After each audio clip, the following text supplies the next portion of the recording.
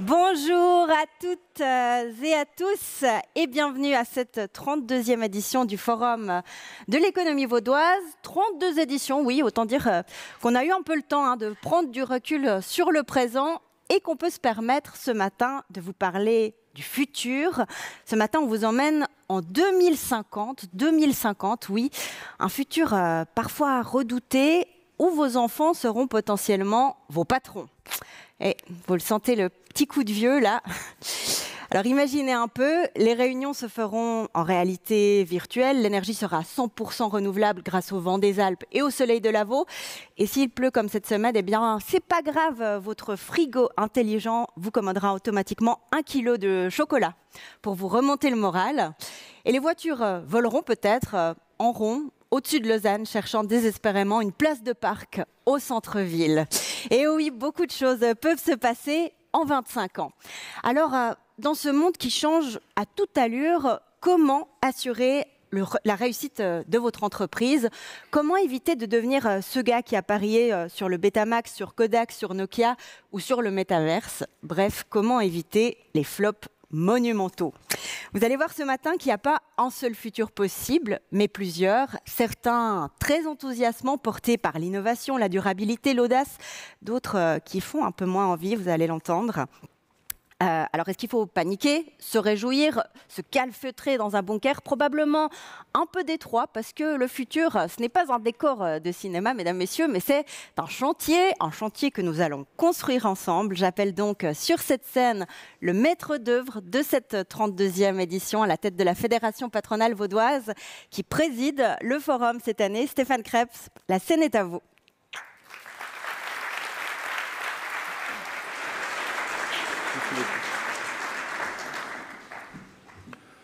Monsieur le Président du Grand Conseil, Madame la Conseillère d'État, Mesdames et Messieurs les représentants des autorités, Mesdames et Messieurs les leaders de l'économie, Mesdames, Messieurs, chers participants, je suis heureux de vous souhaiter la plus cordiale des bienvenues à cette 32e édition du Forum de l'économie vaudoise. Votre présence honore le travail des organisateurs, une reconnaissance méritée, résonnant comme le témoignage de votre volonté d'aller de l'avant malgré la malice des temps. Je vous accueille au nom des 4 organisations économiques fêtières qui sont à l'origine de cette manifestation. La Chambre vaudoise du commerce et de l'industrie, la Chambre vaudoise immobilière, Prométer, ainsi que la Fédération patronale vaudoise que j'ai le plaisir de présider. Je remercie nos 2 sponsors que sont la Banque cantonale vaudoise et la Vaudoise Assurance. Il me plaît tout particulièrement de saluer la présence de leurs représentants. Je nous félicite également de la collaboration que nous entretenons avec le département de l'économie, de l'innovation, de l'emploi et du patrimoine pour la mise sur pied de cet événement. Mesdames, Messieurs, le Forum de l'économie vaudoise poursuit depuis sa création un double objectif: permettre à chacun de prendre le pouls de notre économie et surtout de se projeter vers l'avenir. Pour illustrer ces buts, j'évoquerai la réponse des chefs d'entreprise à la sempiternelle question « Comment ça va ?» Il y a 25 ans, ils répondaient « Ça va ». Avant le Covid, ils répondaient « C'est compliqué ». Depuis l'année dernière, ils répondent « La situation est complexe ». Vous rappelez-vous de l'an 2000, de ce que vous avez fait de juste cette année-là et dont vous vous êtes félicité d'avoir fait 25 ans après? Vous rappelez-vous également de ce que vous regrettez de ne pas avoir fait à cette époque? Eh bien, aujourd'hui, nous allons véritablement nous projeter dans notre futur. Nous allons étudier ce que nous pourrions regretter en 2050 de ne pas avoir fait aujourd'hui. Demain, ce n'est pas si loin, encore faut-il s'y préparer. Mesdames, Messieurs, avant d'entrer dans le cœur de cette thématique qui s'annonce passionnante, il me semble essentiel, oui je dis bien essentiel, d'évoquer un mot que nous côtoyons tous, souvent sans le dire ou le prononcer, l'incertitude, et de lui régler son sort une bonne fois pour toutes. Elle est là, bien présente. Elle n'est ni ennemie, ni alliée. elle est une réalité vivante. Certains tentent de l'éviter, d'autres la redoutent. Mais les plus sages, eux, ont appris à danser avec elle, comme un marin avec la mer, ou au hasard comme un arbre qui ploie sous les bourrasques lors des tempêtes, sans jamais se rompre. L'incertitude a pris sa place dans notre quotidien, elle bouleverse nos repères, fragilise nos plans et met à l'épreuve chacune de nos décisions. Et pourtant, elle n'est pas nouvelle. Il existe depuis toujours des hommes et des femmes qui vivent en prise directe avec elle, qui la côtoient chaque jour, avec un mélange de prudence, de patience et de foi. Je pense ici aux métiers de la terre, mais aussi à ceux du plein air, les ouvriers du génie civil, les maçons, les forestiers, les arboristes et les bûcherons.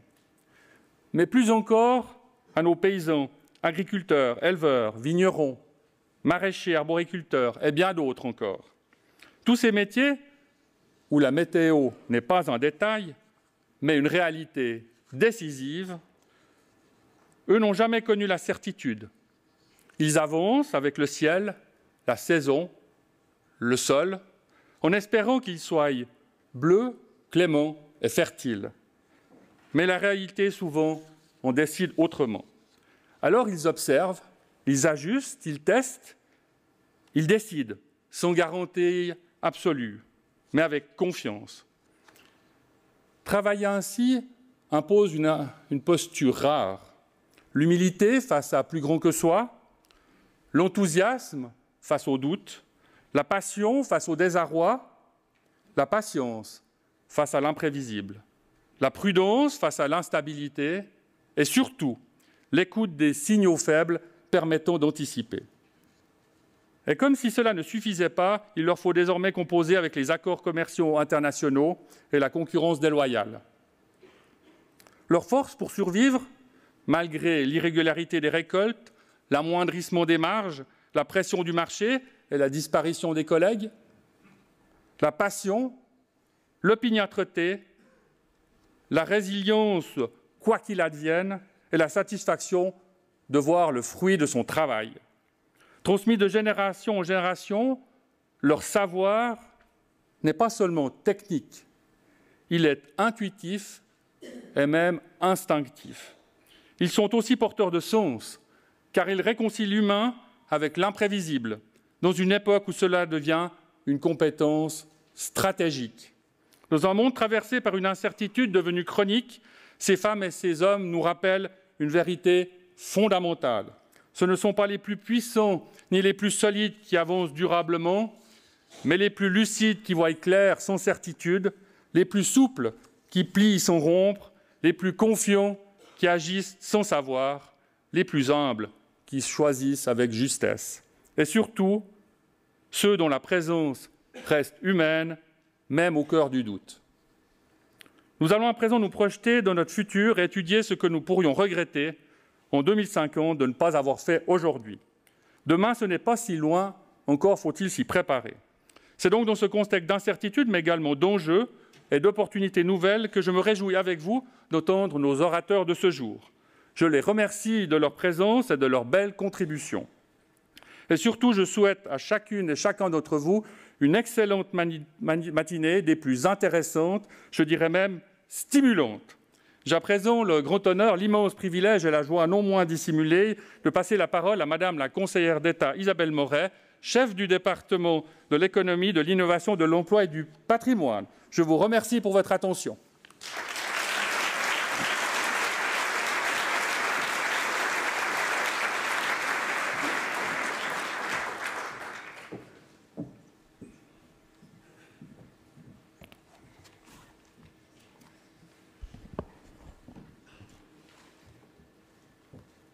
Monsieur le Président, cher Stéphane, chers représentants des associations économiques,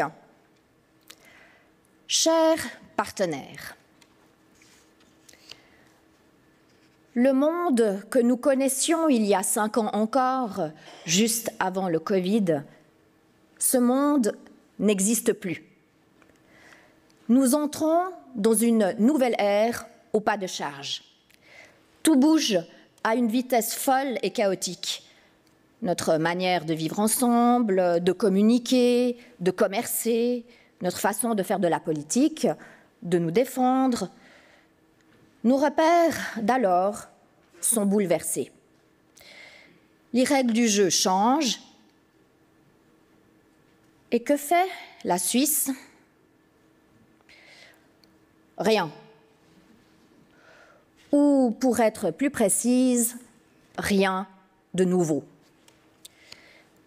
Nous continuons d'appliquer nos bonnes vieilles recettes qui, depuis des décennies, nous apportent cette prospérité et cette stabilité enviée loin à la ronde. Sauf que le monde autour de nous change, que les joueurs autour de la table ne respectent plus les règles, ou plutôt que chaque joueur applique ses propres règles, tandis que nous continuons d'appliquer les nôtres, forcément, puisqu'elles ont toujours été profitables au pays. Nos voisins de l'Ouest injectent des milliards dans l'innovation. Que faisons-nous? Nous coupons dans les budgets alloués à la recherche. Nos voisins de l'Est font la guerre à coups d'escadrilles de drones et de fake news. Et que faisons-nous? Nous déployons une armée de chars blindés avec des drones incapables de voler. Nos voisins du Nord investissent des milliards dans leur industrie. Que faisons-nous? Surtout rien, parce qu'en Suisse, on ne fait pas de la politique industrielle. En revanche, nous sommes d'excellents élèves pour appliquer docilement l'impôt minimal de 15% incité par les USA, mais pas que, alors que ces mêmes États-Unis viennent de décider unilatéralement de s'en passer, tout comme l'Inde et la Chine. Qu'à cela ne tienne, nous ferons partie des premiers à introduire ce nouvel impôt.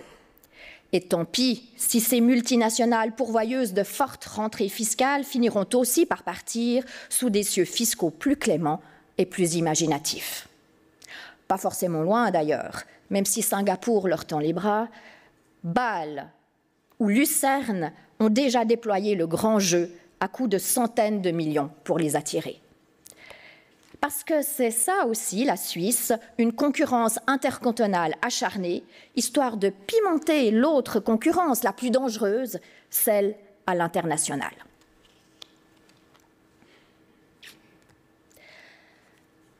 Chers partenaires, en juin dernier, nous avons organisé une délégation économique en Chine avec une soixantaine d'entrepreneurs vaudois.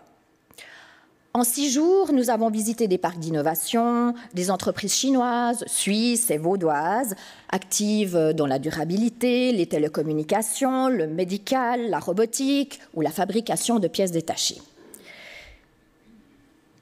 Nous sommes tous revenus marqués par cette expérience.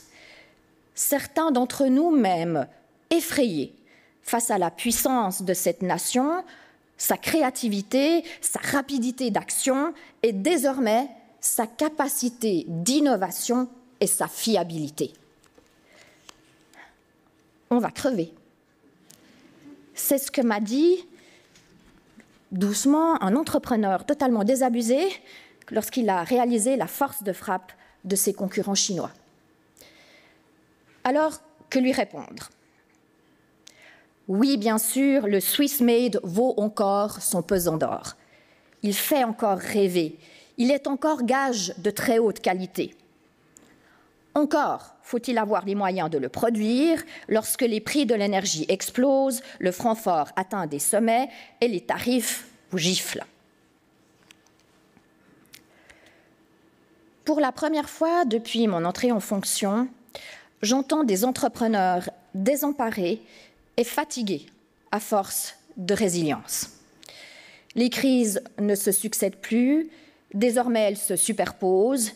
Il nous faut ici encore les énumérer: franc fort, taxes américaines, prix de l'énergie, coût de la main-d'œuvre, augmentation des prix des matières premières, impôt minimal de 15%, inflation réglementaire, pénurie de main-d'œuvre, sans oublier les subventions étatiques qui se chiffrent en milliards en faveur de nos concurrents. Pas de doute, les règles du jeu ont bel et bien changé. Il est donc grand temps de se réveiller, d'interroger ensemble ces fameuses Rahmenbedingungen, les fameuses conditions cadres tant appréciées de nos collègues alémaniques. Sont-elles encore pertinentes, suffisantes, efficaces? De quoi véritablement ont besoin les entrepreneurs pour rester innovants et performants? Sommes-nous toujours une terre où il fait bon investir et se développer? Cette discussion doit être ouverte dans notre canton, mais aussi à l'échelle du pays. Pour ma part, je vois 3 priorités. Premièrement, il nous faut investir sans relâche dans l'innovation et la formation. Notre seule richesse, doit-on encore le rappeler, ce sont nos cerveaux. Deuxièmement, ces fameuses conditions cadres, nous devons les challenger et les rebooster. C'est elles qui permettent la création et le maintien des entreprises, donc des emplois. Troisièmement, nous devons nous battre contre cette inflation réglementaire qui nuit à la compétitivité. Et j'ajouterai un 4e point, plus que jamais, nous devons dialoguer. Vous, moi, les communes, le canton, Berne, les associations économiques. Et pourquoi est-ce si important de se parler? Pour mieux se comprendre, parce que le monde change, et il change vite et d'une manière chaotique. Si nous voulons réagir juste, vite et bien, il faut commencer par s'entendre entre nous. C'est exactement ce que nous allons faire durant cette matinée consacrée à l'avenir de notre canton. Les thèmes choisis sont passionnants. Ils rejoignent d'ailleurs nos préoccupations et des différents chantiers que nous avons ouverts au sein du département. J'en citerai 3. Préparer l'avenir en élaborant une stratégie économique 2050 que nous allons présenter l'année prochaine. L'idée est d'anticiper les grands défis et les besoins qui attendent notre économie. Deuxièmement, anticiper la pénurie de main-d'œuvre et assurer l'employabilité des citoyens. D'ici 2035, il va manquer plus d'un demi-million de travailleurs en Suisse. Sacré casse-tête pour les employeurs. Nous avons mis tout le monde autour de la table, à commencer par les services de l'État, les partenaires sociaux, bien entendu. Le but, préparer un plan d'action, présentation en novembre. Troisièmement, coller au plus près des besoins des entreprises vaudoises. Voilà pourquoi nous sommes en pleine révision de la politique d'appui au développement économique. Autrement dit, nous voulons une feuille de route qui réponde aux besoins actuels et futurs des entreprises. Mesdames et messieurs, chers partenaires, mon message, vous l'avez compris, nous ne pouvons relever les défis, et ils sont nombreux, que si nous travaillons ensemble. Les cartes sont en train d'être rebattues comme jamais sur tous les fronts, politiques, économiques, sociaux, militaires. Plus que jamais, dialoguons, débattons, innovons, si nécessaire, disputons-nous, mais surtout, trouvons un chemin ensemble vers une Suisse prospère et un canton de Vaud qui soit au top en 2050. Je vous remercie.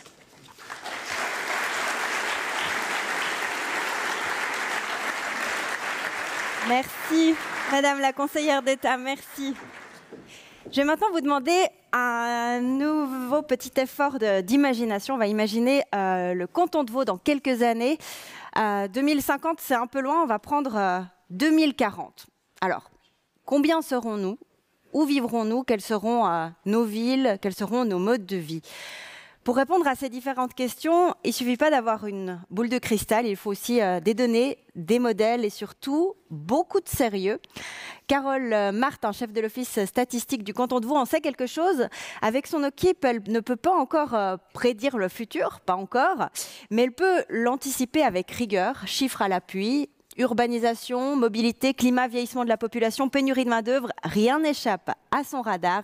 Merci d'accueillir et d'applaudir bien fort celle qui fait parler les données pour mieux penser demain, Carole Martin.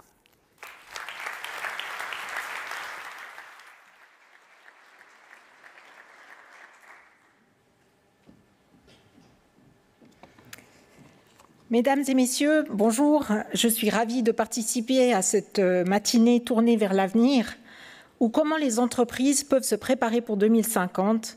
Qu'est-ce qui fera de 2050 un top ou un flop? Répondre à ces questions est d'autant plus difficile que nous vivons dans un monde complexe et plein de rebondissements.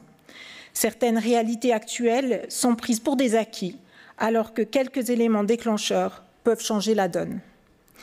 Qui était préparé au Covid? À l'invasion de l'Ukraine par la Russie, aux droits de douane à 39% imposés par l'administration Trump. Pour autant, certaines tendances en cours, bien identifiables, sont porteuses de changement. La difficulté réside alors dans la mesure de l'ampleur de leurs conséquences. Serons-nous en mesure de pallier la pénurie de main-d'œuvre qualifiée dans un contexte de transition numérique et alors que le vieillissement démographique va contribuer à l'accentuer à l'avenir? Devrons-nous faire face à une nouvelle pandémie compte tenu du fait que les conditions qui y sont favorables s'accentuent? Comment nous adapterons-nous ou infléchirons-nous les changements climatiques? Pour chaque dirigeant, penser le temps long est nécessaire. À l'horizon 10 ou 20 ans, un changement de modèle d'affaires sera-t-il nécessaire pour rester compétitif? Et cet exercice est d'autant plus complexe qu'il se fait simultanément à un flux ininterrompu de décisions à prendre, de nature et d'importance variables. Toute entreprise y est confrontée, quel que soit son domaine d'activité, quelle que soit sa taille. Ce défi se pose également pour les gouvernements. Ceux-ci peuvent agir à leur échelle, avec leurs propres outils. Quelles politiques publiques mettre en œuvre pour accompagner le vieillissement démographique, la transition numérique ou la transition énergétique? Quelles sont les mesures adéquates afin de faire face aux droits de douane ou à une éventuelle prochaine pandémie et contribuer au maintien d'une économie performante?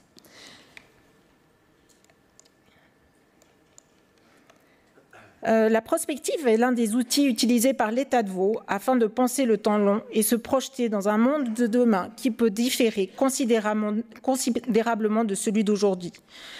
L'objectif est de se positionner en acteur, de se demander ce que l'on peut faire aujourd'hui afin de relever les enjeux de demain.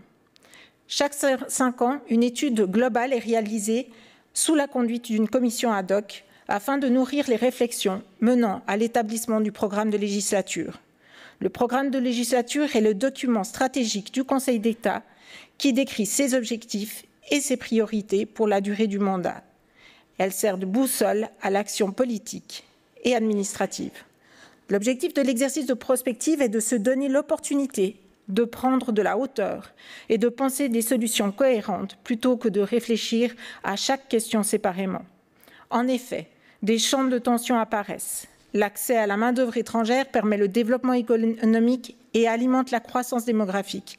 Mais peut-elle conduire à un repli identitaire d'une partie de la population?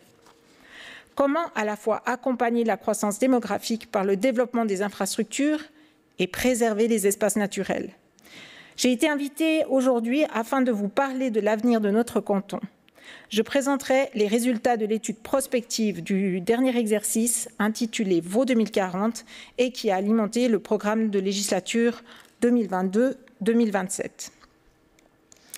La démarche adoptée comprend quatre étapes. La première consiste à faire un état des lieux, un diagnostic de la situation actuelle. Il s'agit d'identifier les facteurs qui ont une influence sur l'avenir. Autant l'exercice peut sembler difficile, mais déjà s'entendre sur la situation actuelle n'est pas un exercice aussi aisé, mais un préalable nécessaire pour pouvoir penser l'avenir. La deuxième étape permet d'établir des hypothèses d'évolution future, en analysant les tendances lourdes et les faits porteurs de changement. La construction des scénarios de futur possibles par le croisement des hypothèses d'évolution est la troisième étape. L'objectif de toute cette démarche est finalement de pouvoir faire ressortir les enjeux qui se dessinent pour le canton et qui ont été révélés par différents scénarios. L'objectif étant de pouvoir identifier des leviers d'action. Quel canton en 2040? Voici les 4 scénarios qui ont été dessinés. L'objectif des scénarios n'est pas de prédire l'avenir. L'objectif est d'illustrer la variété des contextes dans lesquels on pourrait se trouver en 2040. D'ailleurs, les scénarios qui sont présentés sont délibérément contrastés et schématiques. Certains scénarios possibles ne sont pas souhaitables pour autant. On ne cherche pas à créer un futur inspirant, mais en réalité, l'objectif est de pouvoir se positionner en acteur aujourd'hui pour potentiellement éviter des scénarios qui ne seraient pas souhaitables.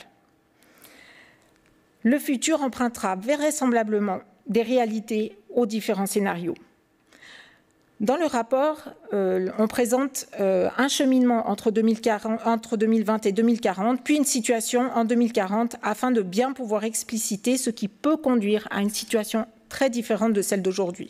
Pour une question de temps, je n'aurai pas l'opportunité de présenter ces cheminements, mais présenterai simplement la situation en 2040.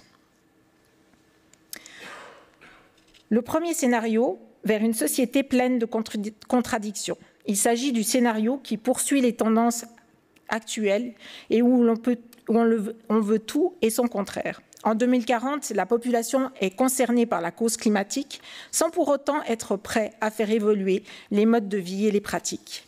La technologie est considérée comme le principal moyen de répondre aux différents enjeux, notamment climatiques et dans le domaine de la santé.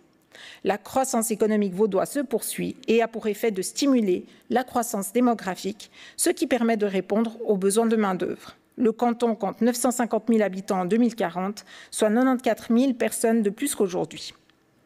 Le deuxième scénario, vers une société ouverte. Dans ce scénario, la collaboration internationale est forte, notamment face aux enjeux climatiques, migratoires ou ceux liés à la transition numérique. La politique d'ouverture de la Suisse amène un essor démographique important, portant la population à plus d'1 million d'habitants en 2040. La société est inclusive tout en étant portée par des valeurs de réalisation de soi dans le respect des autres. Les politiques publiques cherchent à garantir la cohésion sociale et l'économie est prospère. La neutralité carbone ne sera pas atteinte en 2050, mais en bonne voie de l'être dans les années qui suivent. Le troisième scénario, vers une société autoritaire, la société est rongée par une polarisation de plus en plus forte. Elle est incapable de sceller les compromis, ce qui a poussé la population à accepter un gouvernement autoritaire. En 2040, l'ordre est maintenu par des mesures de traçage, voire de surveillance, grâce au développement technologique. Le réchauffement climatique s'accélère et l'adaptation au changement climatique est privilégiée aux mesures de lutte. Les collaborations internationales sont réduites et la croissance économique est ralentie. L'immigration est limitée et le canton compte 900 000 habitants en 2040, donc plus de personnes âgées que de jeunes. Le dernier scénario, vers une société écologique. Dans ce scénario, les collectivités publiques sont investies de larges missions afin d'accélérer l'avènement d'une société climatiquement durable. Des moyens financiers importants sont engagés et des règles contraignantes sont posées. L'économie reste orientée vers la croissance et est stimulée par des investissements en faveur de la transition écologique et des innovations technologiques. Une économie prospère est considérée comme une condition pour avoir les moyens de la transition climatique, démographique et numérique. L'économie mondiale ralentit suite à la relocalisation de certaines activités et au passage à des modes de production plus circulaires. En 2040, le canton compte 1 million d'habitants.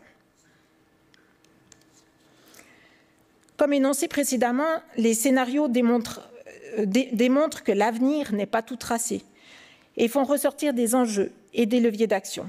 Les enjeux ont été regroupés en 8 catégories. Chaque catégorie comprend entre 3 et 6 enjeux.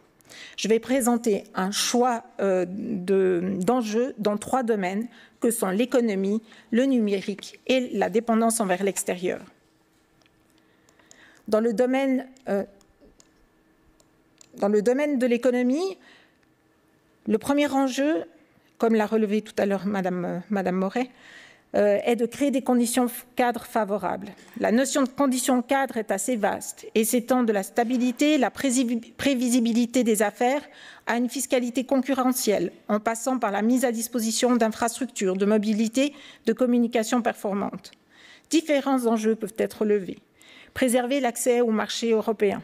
En effet, la question européenne est importante pour le développement de l'économie suisse, puisqu'elle gagne près d'1 franc sur 2 via ses exportations de biens et services, majoritairement vers l'Europe. En plus d'être son principal débouché, l'accès au marché européen permet aux entreprises du pays d'atteindre les volumes suffisants pour produire des biens et services concurrentiels, le marché helvétique étant trop petit. Créer les conditions permettant d'éviter que la pénurie de main-d'œuvre ne soit un frein au développement des activités des entreprises.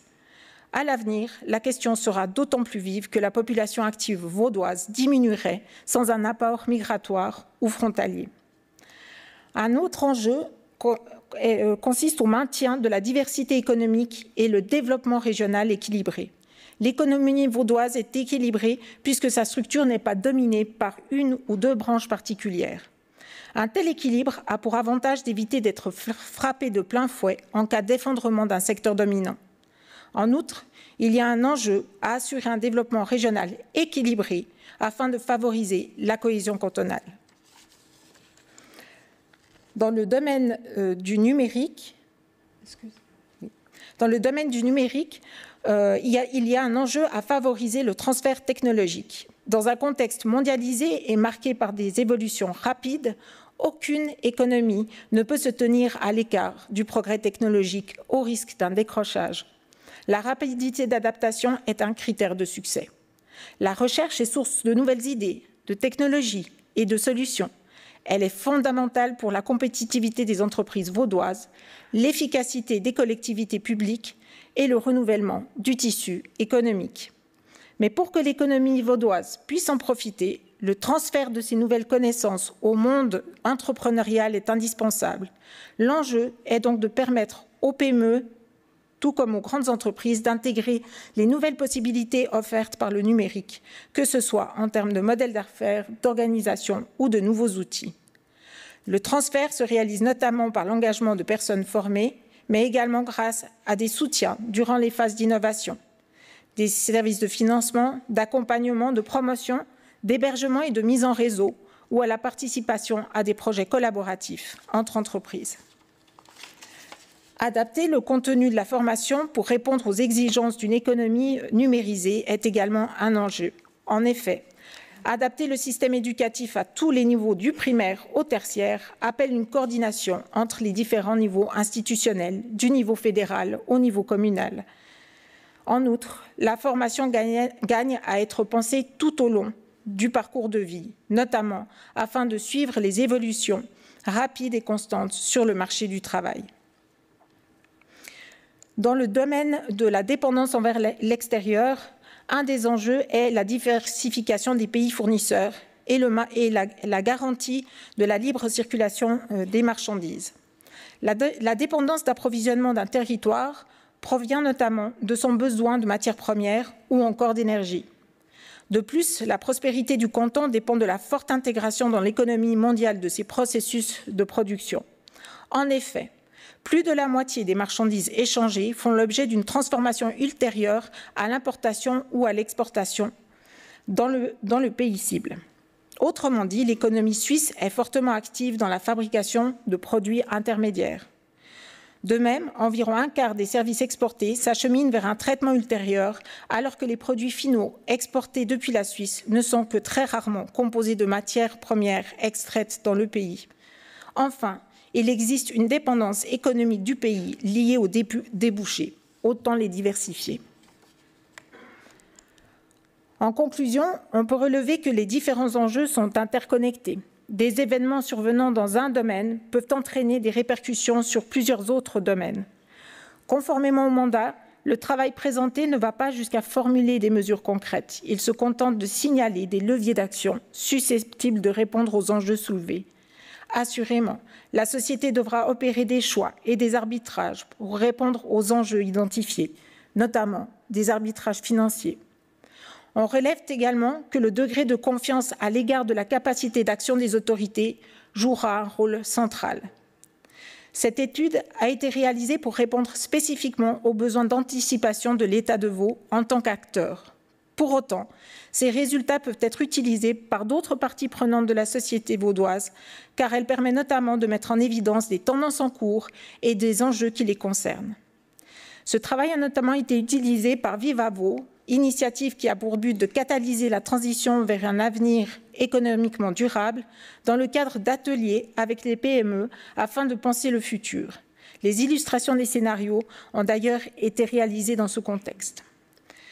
Le message qui me semble central est que l'anticipation est nécessaire pour permettre aux différents acteurs d'être concrètement des acteurs et éviter d'être dans la réaction. Je vous remercie pour votre attention.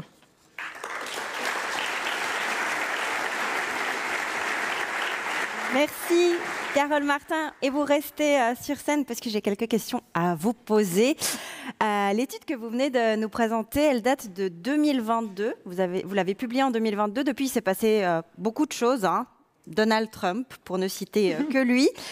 On imagine que si vous publiez à nouveau cette étude aujourd'hui, les résultats seraient bien différents. Alors effectivement, il y a énormément de choses qui se sont passées depuis la publication de cette étude. Si j'ai accepté cette invitation aujourd'hui, c'est parce qu'il me semblait qu'il y avait quand même des éléments qui faisaient encore sens dans le contexte actuel. Mais effectivement, dans les réflexions sur le prochain exercice, qui va commencer d'ailleurs dès à présent pour aboutir à la fin de la législature en cours, donc en 2027, il y a énormément d'éléments nouveaux, que ce soit au niveau international, au niveau géopolitique, comme vous le mentionniez tout à l'heure avec Trump qui revient au pouvoir, les droits de douane, un contexte géopolitique qui a évolué. Mais il y a également des évolutions aussi à l'interne du pays. On peut penser à des évolutions, ne serait-ce que les finances de l'État de Vaud, mais il y a également des éléments aussi qui concernent la société, notamment au niveau des jeunes, la santé mentale des jeunes. Donc il y a effectivement une multitude d'éléments qui ont évolué. Pour autant, il y avait déjà des tendances en 2022 qu'on voyait émerger et qui se sont pour certaines renforcées, pour certaines un peu affaiblies. Et c'est justement l'objectif de réaliser plusieurs scénarios que de pouvoir effectivement être encore adéquat 3 ans après la sortie de l'étude, quand on essaie de parler d'un avenir quand même relativement lointain qui est 2040. Oui, justement, vous avez présenté 4 scénarios. Est-ce qu'il y en a un qui se dessine un peu plus que d'autres maintenant, au vu des derniers éléments que vous venez de citer ? Alors, le scénario qui avait été pensé comme le scénario tendanciel est le premier scénario vers une société pleine de contradictions. C'est vrai que je pense qu'on est encore dans une société pleine de contradictions. Mais ce qui est vrai, c'est qu'il y a aussi des éléments qui font penser que certains scénarios deviennent un peu plus réalistes qu'en 2022. On pense au scénario vers une société autoritaire, on n'en est pas encore tout à fait là. Mais en tout cas, la polarisation de la société peut être clairement identifiée comme un risque. Et en fait, je pense que l'appel de Madame Moret tout à l'heure à travailler ensemble et à parler, à dialoguer, débattre, ce sont des éléments très importants pour éviter de finir dans une société polarisée et potentiellement, in fine, autoritaire. Merci, Carole Martin, pour ces précisions. Merci à vous. Et je vous propose de poursuivre notre voyage dans le futur avec notre prochain orateur. Économiste, essayiste et serial décrypteur de l'actualité, il jongle avec les idées, les données et parfois même un brin d'optimisme, ce qui en économie relève presque de la provocation, avouons-le. Fondateur du cabinet de conseil Asterès, il allie analyse économique et foi dans le progrès humain. D'habitude, il commente le chaos économique et politique de la France. Il n'a clairement pas manqué de matière ces dernières semaines. Mais aujourd'hui, il a quitté Paris pour nous rejoindre et nous emmener directement en 2050. Merci d'applaudir bien fort Nicolas Bouzou.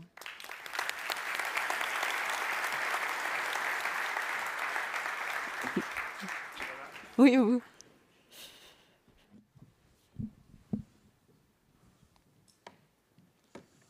Bon, bonjour à tous, à toutes et tous. J'espère que vous allez bien. Écoutez, déjà, je voudrais vous dire que je me classe dans ce qu'on appelle les techno-optimistes. C'est-à-dire, en effet, je partage l'idée selon laquelle l'innovation, la science, la raison sont les meilleurs atouts, nos meilleurs atouts pour répondre à tous les défis qui se posent à nous.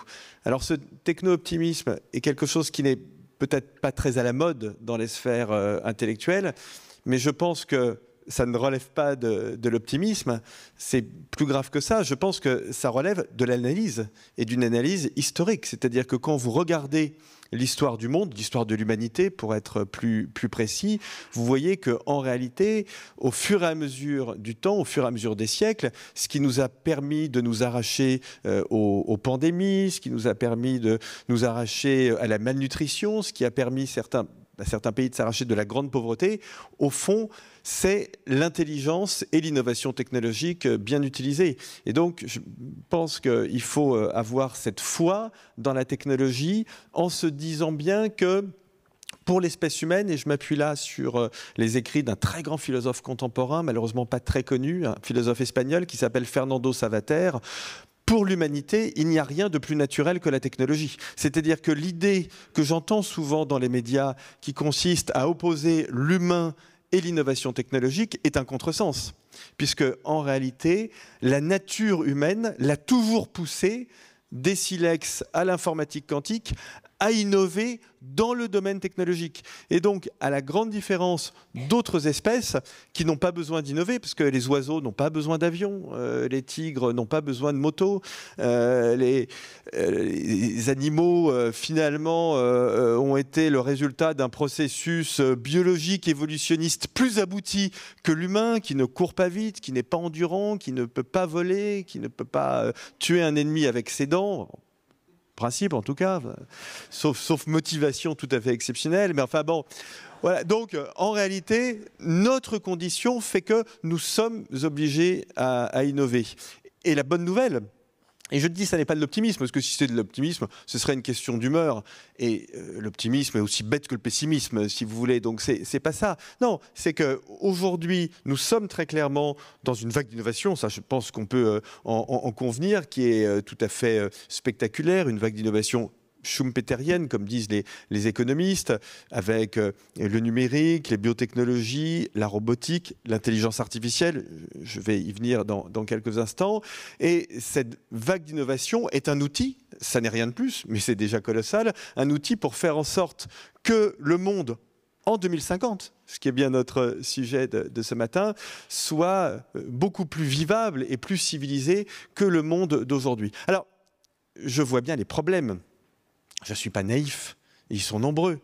Je vois bien, par exemple, les problèmes géopolitiques, la montée des impérialismes en Russie, en Chine, aux États-Unis. Je fais partie de ceux qui considèrent que la Russie est une menace majeure de déstabilisation pour nos démocraties. Donc je vois bien ça.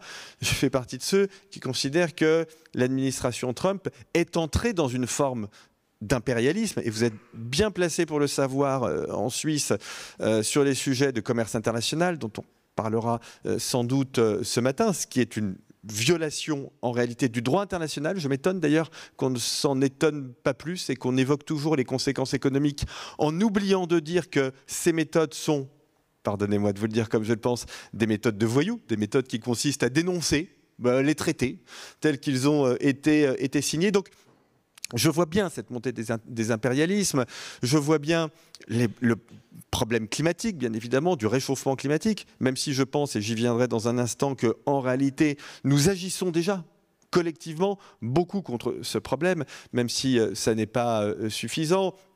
Je vois bien la montée des nationalismes, des tensions sociales. Donc, tout ceci est vrai.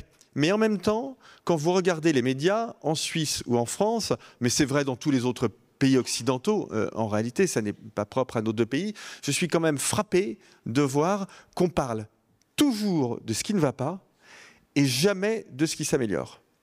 Et pourtant, vous avez des choses qui, objectivement, s'améliorent, en particulier grâce aux technologies. Je vais vous prendre un sujet qui, moi, me passionne, qui intéresse beaucoup d'entre vous et qui est un sujet majeur quand on réfléchit, qui est l'exercice que l'on fait ce matin, à l'horizon 2050. Le sujet de la santé. Aujourd'hui, nous avons une vague d'innovation technologique absolument considérable dans le domaine de la santé. Alors, ce n'est pas simplement l'intelligence artificielle, c'est les biotechnologies, c'est la génétique, c'est la robotique, c'est en effet aujourd'hui l'intelligence artificielle, c'est-à-dire des technologies qui nous permettent de lutter de plus en plus efficacement contre des maladies rares, qui nous permettent de lutter de plus en plus efficacement contre des maladies qui tuaient des jeunes. Regardez la mucoviscidose, par exemple. Regardez le sida. Regardez ce qui est en train de se passer dans beaucoup de cancers. Aujourd'hui, vous avez une vague d'innovation qui est en train de changer de façon majeure, et ça n'est pas terminé, le pronostic pour un certain nombre de cancers pour lesquels on n'avait pas de solution il y a 5 ans. Vous voyez ? Donc ça, c'est vraiment quelque chose qui est bien réel, qui est tout à fait matériel et qui n'est pas prêt de s'épuiser. Et donc, dans les domaines de la santé, dans le domaine de l'énergie, dans le domaine de l'accès à la culture, dans le domaine de l'éducation, ces technologies, et en particulier l'intelligence artificielle, ça dépend bien évidemment des usages que l'on va en faire, mais ces technologies sont une promesse absolument majeure sur laquelle on doit compter. Alors, je sais bien que quand on parle d'intelligence artificielle, au fond, on peut nous opposer 3 contre-arguments pour nuancer ma confiance dans l'avenir. Et ce sont 3 arguments que je voudrais traiter avec vous ce matin. Le premier argument, ce sont au fond les problèmes sociaux, en particulier en termes d'emploi, que ces usages de l'intelligence artificielle peuvent générer. Alors à l'horizon de 2050, oui, mais très honnêtement à l'horizon de 2030 aussi. Donc c'est quelque chose qui nous occupe sur toute la période. C'est le premier contre-argument, je vais le traiter dans un instant. Le deuxième contre-argument, c'est le contre-argument écologique, c'est-à-dire au fond, est-ce que ces usages de l'intelligence artificielle ne vont pas contribuer au réchauffement climatique et puis même plus prosaïquement se heurter à un mur de l'énergie. Et le troisième sujet, c'est l'intelligence artificielle, très bien, mais enfin aujourd'hui, elle est américaine pour l'essentiel, un peu chinoise, et donc elle est produite par des pays qui n'ont pas forcément les mêmes intérêts que nous. Je voudrais m'arrêter sur ces 3 sujets. Premier sujet, le problème social, le problème de l'emploi. Alors oui, comme je le disais il y a quelques instants, toutes les grandes vagues d'innovation dans l'histoire ont été des vagues de destruction créatrice. Donc la destruction créatrice, ça veut dire qu'à chaque fois que vous avez des innovations technologiques, de la machine à vapeur à l'intelligence artificielle, eh bien, vous avez des activités qui sont créées, mais vous en avez aussi qui disparaissent. Et vous savez, la peur de la fin du travail est quelque chose qui existe depuis que le travail est considéré comme quelque chose de positif dans nos sociétés, c'est-à-dire grosso modo, je schématise, mais depuis le début de l'ère chrétienne, où le travail a acquis une connotation positive, on a peur que la technologie fasse disparaître le travail. Historiquement, ce que l'on a toujours observé, c'est que la création, quantitativement, l'emportait toujours sur la destruction. On créait finalement, grâce aux technologies, plus d'emplois que ce qui était détruit. Est-ce que ce sera pareil cette fois-ci ?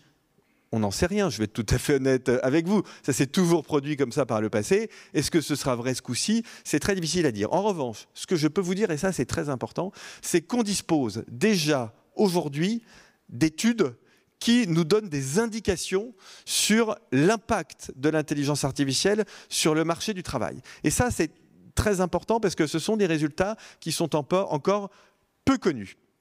On sait 2 choses. La première chose, c'est que l'intelligence artificielle est la première vague technologique qui bouscule plutôt les métiers très qualifiés que les métiers peu qualifiés. Ça a toujours été l'inverse, et là nous avons vraiment un renversement de perspective. Regardez, je parlais de la médecine, voilà, médecin, c'est un métier très qualifié, avec des études très très longues, eh bien c'est un métier qui est bousculé par l'intelligence artificielle, beaucoup plus que un métier comme serveur dans un restaurant, par exemple. Vous voyez ? Donc là, on voit qu'on a quelque chose de nouveau, bon, qui n'est pas forcément, je veux choquer personne, mais une mauvaise nouvelle. À la limite, du point de vue social, il est peut-être plus simple d'aider la reconversion de gens qui ont fait de très longues études plutôt que de gens qui n'ont pas eu la chance de faire ces longues études. On voit aussi, et ça c'est complètement nouveau aussi, dans les premières études dont on dispose, que l'intelligence artificielle pénalise plutôt l'emploi des jeunes que celui des seniors. Il est clair qu'aujourd'hui, quand on est un jeune qui ne sait faire que du code, très clairement, on est dans une situation qui est de plus en plus difficile sur le marché du travail. En revanche, les seniors, qui constituent la catégorie de la population qui faisait partie de l'une des plus discriminées sur le marché du travail depuis 20 ou 30 ans, aujourd'hui, on voit que l'intelligence artificielle, et on le voit dans les statistiques, la protège. Pourquoi ? Parce que la technologie ne peut pas remplacer l'expérience. La technologie ne peut pas remplacer le fait d'avoir connu tout un tas de problèmes dans la vie de l'entreprise et de les avoir résolus, d'avoir managé, d'avoir vendu, d'avoir restructuré des entreprises en crise. Donc vous voyez, ça ce sont des résultats, je ne sais pas si ça va durer, mais en tout cas qui sont nouveaux et qui sont tout à fait intéressants. Donc, je dirais que l'impact de l'intelligence artificielle sur l'emploi n'est pas nécessairement négatif au niveau global, au niveau macroéconomique, mais il y a en effet des choses à prendre en compte et à traiter, notamment quand on réfléchit à l'avenir de nos systèmes de formation, pour essayer de faire en sorte que les catégories les plus pénalisées par l'intelligence artificielle arrivent à retrouver une place pendant cette grande vague d'innovation. Deuxième contre-argument, c'est un contre-argument, je le disais tout à l'heure, écologique. Est-ce que l'intelligence artificielle ne va pas contribuer aux émissions de carbone et est-ce qu'elle ne va pas se heurter aux disponibilités en énergie? Je ne crois pas. Et là encore, les premières études dont on dispose semblent plutôt montrer que l'intelligence artificielle va plutôt nous aider en réalité en matière de décarbonation. Déjà, l'efficacité de l'intelligence artificielle augmente très rapidement, hein. Là, on a eu une étude qui a été réalisée par Gemini, donc sur Gemini, qui est l'intelligence artificielle d'Alphabet, hein, de Google, qui montre qu'en un an, les émissions carbone d'une requête, ont été divisées par 33 et la consommation d'énergie a été divisée par 44 en un an. Donc on a des gains d'efficacité qui sont très rapides. Mais surtout, ce que commencent à nous montrer les études, c'est que l'IA peut nous aider à craquer des problèmes physiques, presque fondamentaux, extrêmement complexes. Par exemple, dans le domaine, alors je vais parler en tant que français, parce que ce qui distingue la France, c'est le nucléaire, en Europe notamment, mais en matière non pas de fusion nucléaire, hein, qui est le mécanisme aujourd'hui des centrales nucléaires, mais en matière de fission nucléaire, ce qui est quelque chose de tout à fait différent et qui ne présente pas les mêmes risques que la fusion nucléaire, on voit bien que là, on est en train d'avancer plus rapidement que prévu, notamment parce que l'intelligence artificielle est quelque chose qui nous aide. Troisième contre-argument qu'on peut m'opposer, et qui est peut-être en réalité le plus problématique, et Madame la conseillère d'État a parlé à juste titre de nos dépendances technologiques, c'est le fait que oui, aujourd'hui, 80% des outils technologiques que nous utilisons, IA, logiciels, cloud, eh bien, ces outils sont américains. Ça, c'est entre nos mains, hein. Si nous n'investissons pas assez dans la technologie, si nous n'investissons pas assez dans la recherche et développement, si nous n'investissons pas assez dans l'avenir, ça n'est pas la faute de l'intelligence artificielle. C'est de notre faute à nous. Et donc, c'est une question de priorité politique. Et c'est vrai que les Américains, mais les Chinois aussi, les Chinois investissent énormément dans l'IA, dans le numérique, dans la robotique et dans l'énergie décarbonée. Parce que vous n'avez pas d'intelligence artificielle, c'est ce que je voulais dire il y a quelques instants, si vous n'avez pas une énergie décarbonée massive. C'est ce qu'ont parfaitement compris les Chinois. Les Chinois, en matière d'énergie, ils se disent, on regarde les besoins d'électricité décarbonée d'aujourd'hui, on regarde ceux de demain, qui sont beaucoup plus importants que ceux d'aujourd'hui, et on construit en matière d'infrastructure le double de ce dont on pense qu'on aura besoin demain. Je pense que c'est la bonne stratégie. Parce que de l'électricité décarbonée, on n'en aura jamais trop. Quelle est la promesse économique et sociale de tout ça ? Eh bien, c'est un terme qui n'est plus beaucoup à la mode, à mon avis à tort. C'est la croissance. Parce que si on veut que les salaires augmentent, notamment pour ceux d'entre nous qui sont dans les conditions les plus difficiles, si on veut que les recettes fiscales et sociales augmentent, ce qui est très important en France, mais enfin la Suisse a aussi évidemment ses sujets de finances publiques, même s'ils sont mineurs par rapport aux nôtres, mais tous les pays dans le monde aujourd'hui sont quand même confrontés à ce défi de la gestion des finances publiques. On a besoin de croissance économique. Et la croissance économique ne va pas forcément contre l'écologie. Tout dépend du type de croissance en réalité. Et aujourd'hui, si on se projette, je fais un rêve justement, mais je crois que ça va se réaliser à l'horizon 2040-2050, qu'est-ce qu'on voit en matière de technologie? On voit l'intelligence artificielle qui aura fait beaucoup de progrès, on voit la robotique et l'hybridation de la robotique et de l'intelligence artificielle qui peut nous aider, notamment dans le secteur de services, notamment dans des pays où la démographie décline. On voit l'arrivée, plutôt vers 2040, de l'informatique quantique. Donc, il faut réfléchir en termes de convergence de l'IA, de la robotique, de l'informatique quantique. On voit dans nos pays développés la puissance accumulée de plus en plus importante des énergies décarbonées. Qu'on parle de photovoltaïque, d'hydraulique ou de nucléaire pour les pays qui acceptent cette technologie.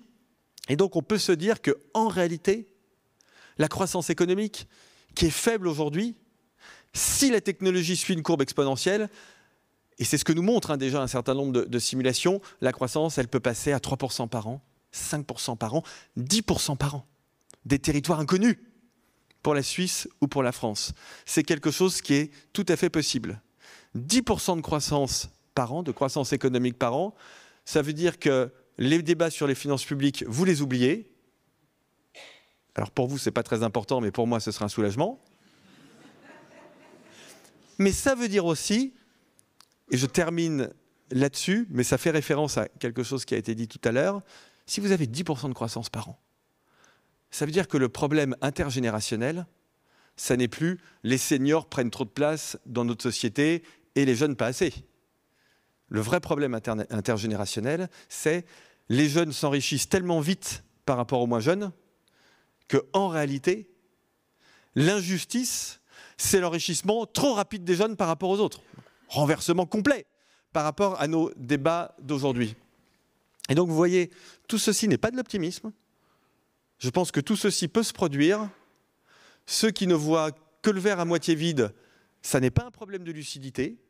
Je pense que c'est un problème de manque de réflexion dans l'avenir. Et en dépit de tous les problèmes qui se posent à nous, ma conviction, vraiment, je le dis sans forcer, c'est que ces 30 prochaines années peuvent être, pour la Suisse, pour la France et pour le monde, fantastiques. Voilà.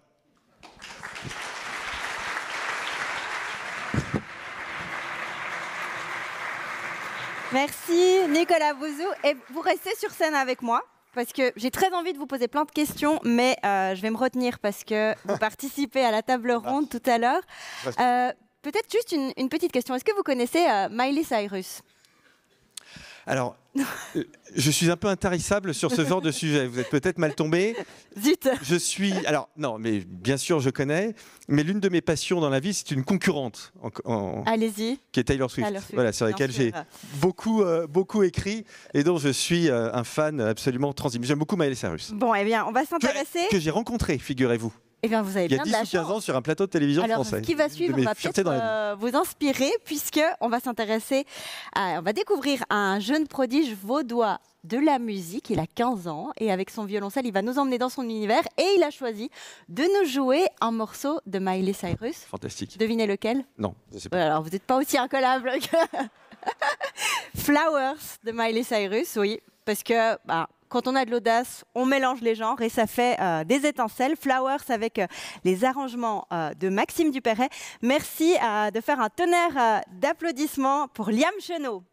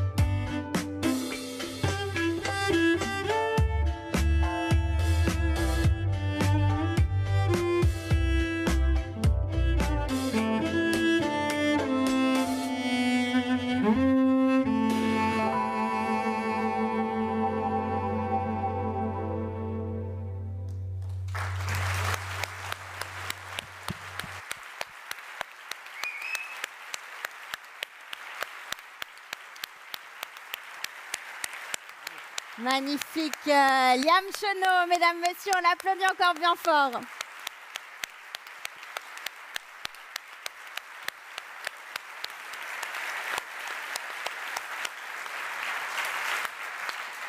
Et j'appelle à présent sur scène 3 autres intervenants pour compléter ce panel.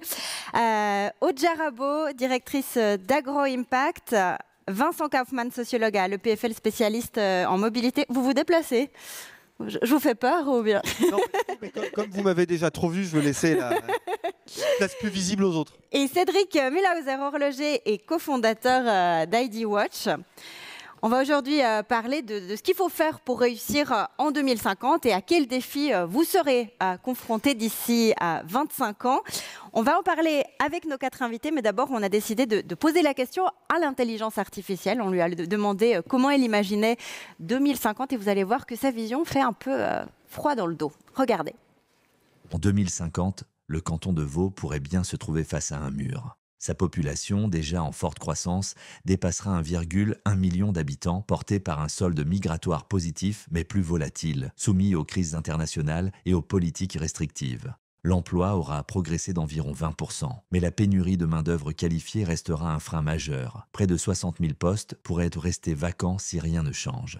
La structure économique évoluera. L'industrie, qui pèse aujourd'hui 15% du PIB cantonal, subira la concurrence internationale et la raréfaction des matières premières, tandis que les services à forte valeur ajoutée devront composer avec une fiscalité plus disputée et des coûts salariaux en hausse.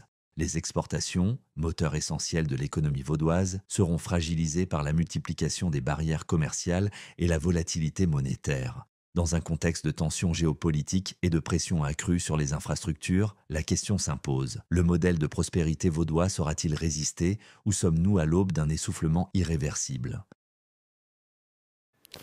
Sommes-nous à l'aube d'un essoufflement irréversible ? Question vertigineuse que l'on va donc poser à nos 4 invités. On commence par un premier tour de table. Quand on vous dit 2050, Cédric Mühlhauser, ça vous inspire quoi ? Beaucoup de questions. Bonjour à tous déjà. 2050, on se veut optimiste, donc 2050 c'est une transition écologique déjà bien entamée, on espère achevée, mais bon, il faut être réaliste aussi, peut-être pas encore. Et puis des entreprises et des politiques et tout le monde qui travaille, qui œuvre dans un sens positif pour le climat, donc avec des solutions, j'ai entendu beaucoup d'innovation, mais je parle plutôt d'éco-innovation. Et dans ce sens-là, donc on va se voir résolument positif et puis espérer que beaucoup d'entreprises qui soient déjà existantes et que les nouvelles entreprises qui vont se créer iront aussi dans cette direction-là. Donc vision optimiste, transition écologique achevée, vous le dites. Aude Jarabo, c'est aussi comme ça que vous voyez l'avenir ? Oui, exactement, 2050, objectif net zéro. Enfin, moi, je pense surtout au fait que je ne serai pas encore à la retraite à cette date, donc il va falloir travailler pour. Vincent Kaufmann, vous, quand on vous dit 2050, qu'est-ce que ça vous inspire ? Bon, je pense à mes 80 ans. Non, mais plus sérieusement. Non, mais je crois c'est un devoir aussi d'être optimiste, de se dire que. Enfin, je suis assez d'accord avec ce que vous releviez là tout à l'heure, c'est-à-dire que il ne faut pas s'enfermer dans cette espèce dans ce moment présent qui est un petit peu difficile et se souvenir, voilà, que on a quand même beaucoup de leviers. Effectivement, l'innovation peut nous permettre finalement de beaucoup avancer. Donc moi, j'ai aussi envie d'être optimiste. Et Nicolas Bauzou, vous restez optimiste, vous n'avez pas changé d'avis en 5 minutes. Comme je vous le disais, c'est pas pour moi une question d'optimisme, c'est plus grave que ça. Alors vous allez dire vraiment les Français, on savait qu'ils étaient arrogants, mais c'est pire que ça. C'est que je pense que j'ai raison.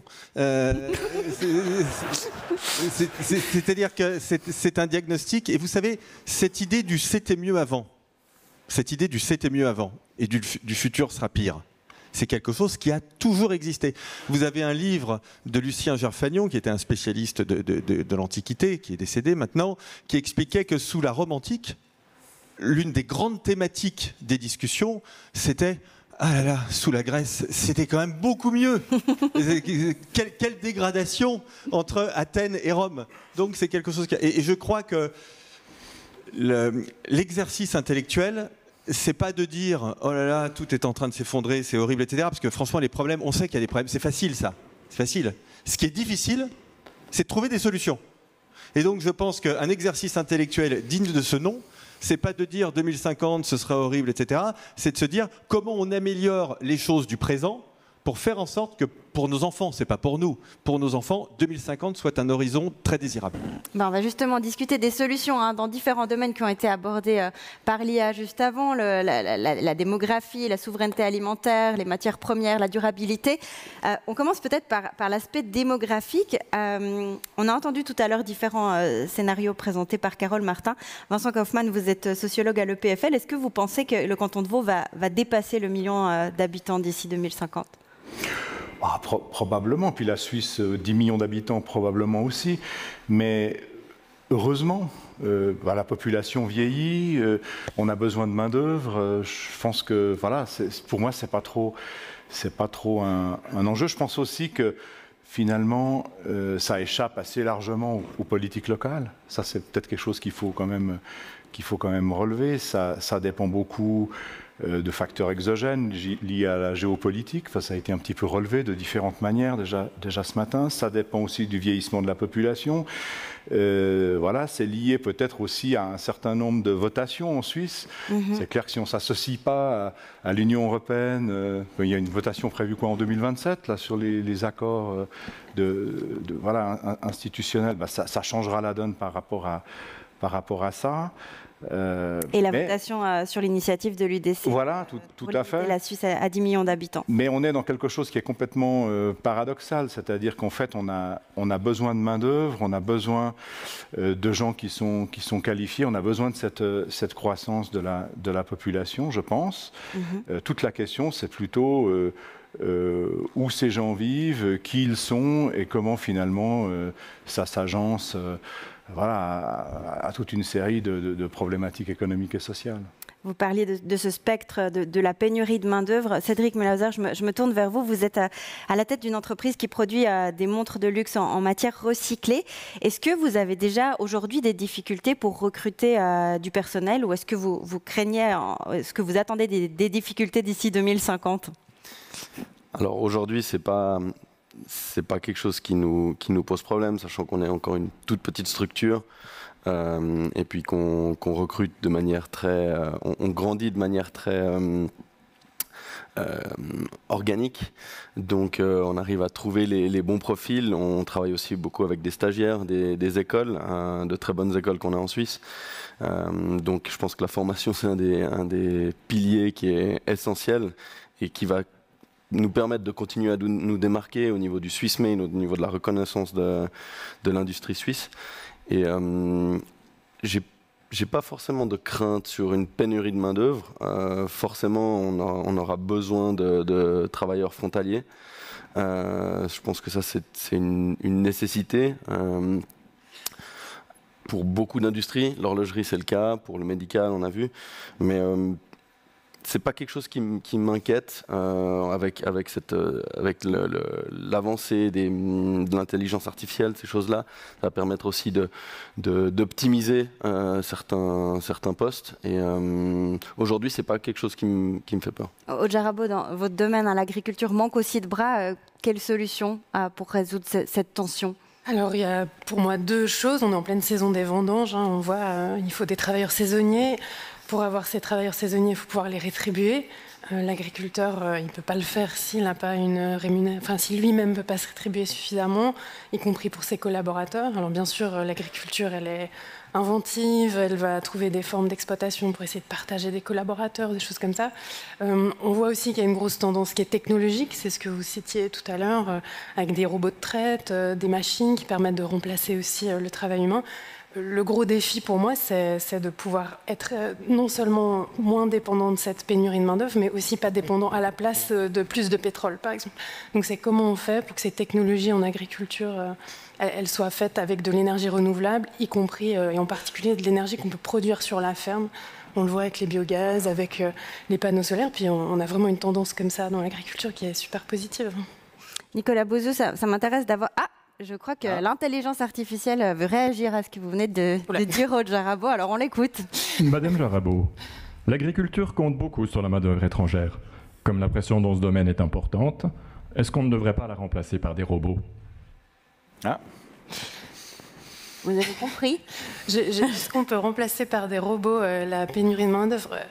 Je pense que c'est ce qu'on fait quand on a un robot de traite, par exemple, où effectivement un robot va faire ce travail qui est quotidien, qu'il faut faire 2 fois par jour, qui peut être pénible à la place d'un être humain.